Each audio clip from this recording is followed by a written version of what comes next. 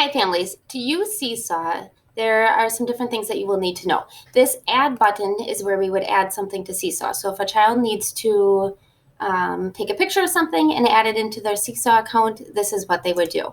When you click on add, there are some different choices. They can take a photo. So if you have a device that has a camera, they can do that. Once they take the photo, there are some different options. So we'll pretend that I'm taking a picture. Oh, we don't need to really see my face though. We're going to take a picture. They can add text, they can record their voice. They have some different choices down here for shapes if they would need to. We can add a drawing, so if they needed to write some math problems, they can use this drawing. Again, they can also record their voice for this.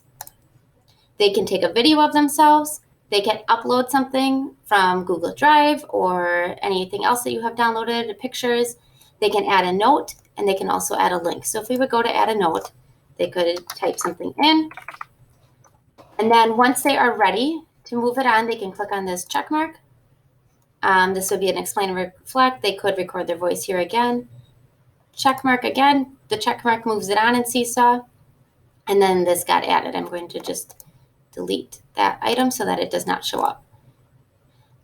Most of the things that will be pushed out to Seesaw will probably be in activities. So if your teacher has sent you something, it will be in the activities. You will see something here and you will click on add response.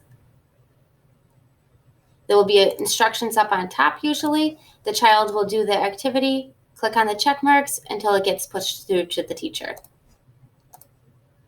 The inbox was where they will see any messages that have been sent to students. There'll be notifications if they have any. Again, when you are done, if you have multiple children, you might need to sign out.